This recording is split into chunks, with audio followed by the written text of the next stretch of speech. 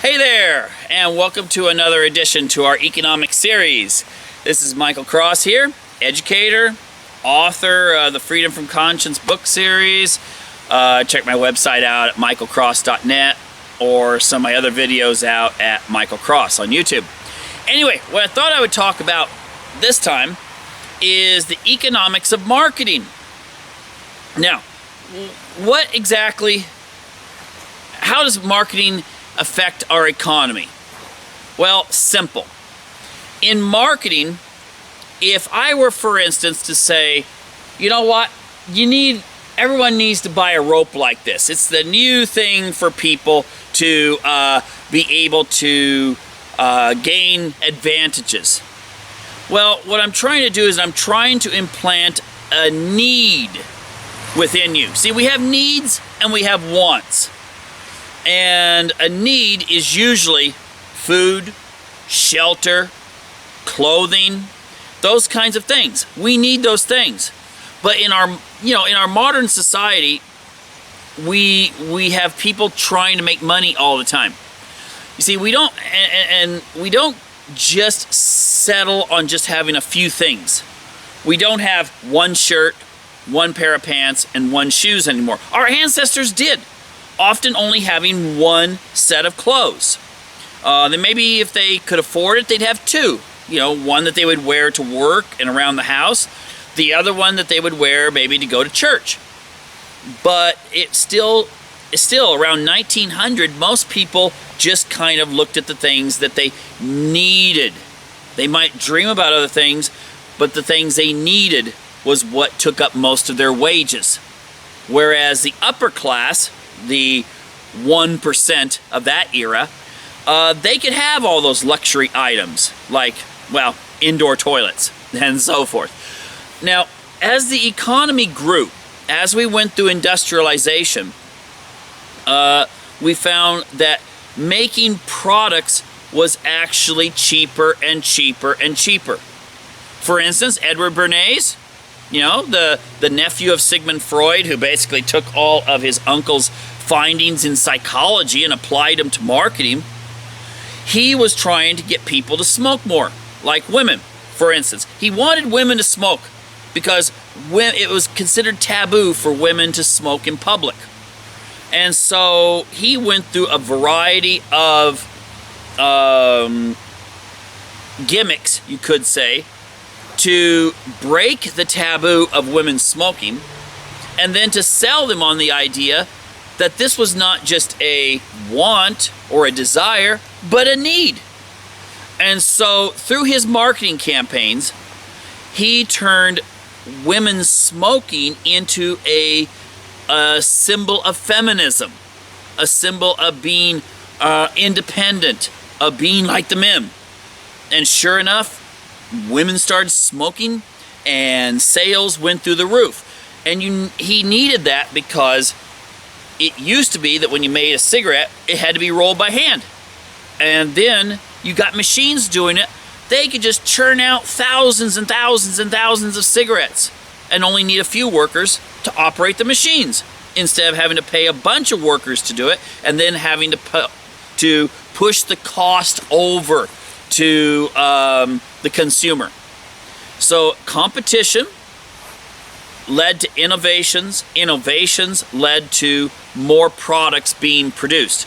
But that means you have to get rid of these inventories. You can't have a warehouse full of anything and then make money off of it. You go out of business.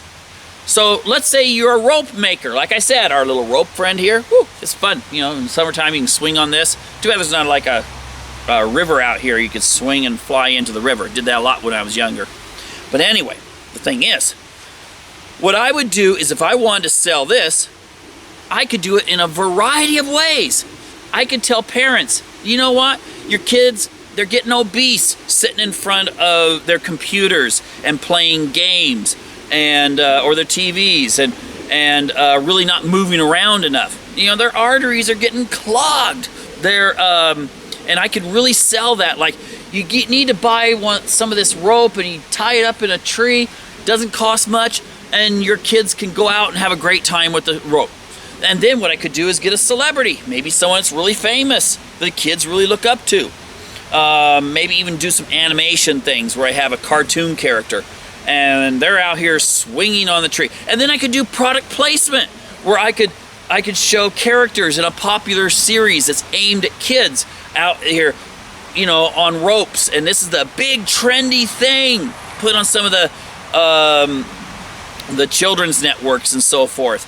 And, you know, and then people are going to be really starting to demand more. So I can shift this rope from just being a rope that you might need in order to pull your car breaks down, your neighbor offers to pull you to the garage to get it fixed. Instead, you turn it into something that's fun, something that you need to buy, and that's something that will enhance your life. That's what marketing's all about. Is marketing manipulation? Absolutely.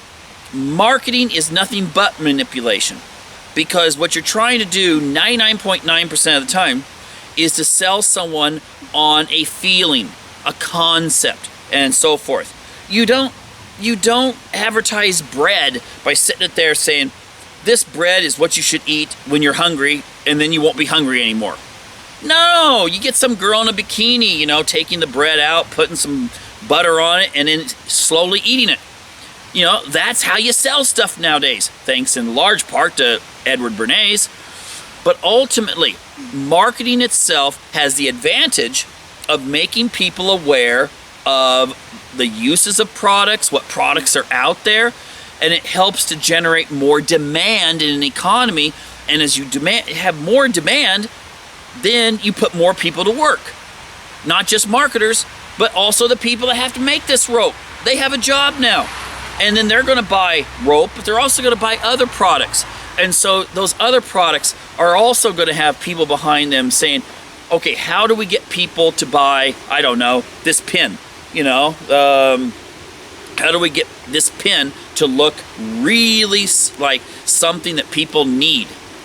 And that is how it works. Now, a lot of times you could say it's again, not just manipulation, but that you're constantly telling people that they need to be spending their money all the time and so forth, and they should just sit down and enjoy life. Well, maybe they can enjoy life with our nice thick blue rope here that's brought lots of cheer to young kids in the area.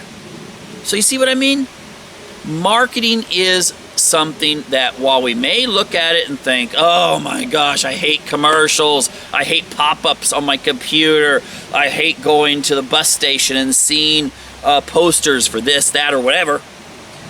Without it, our economy as it is today could not exist.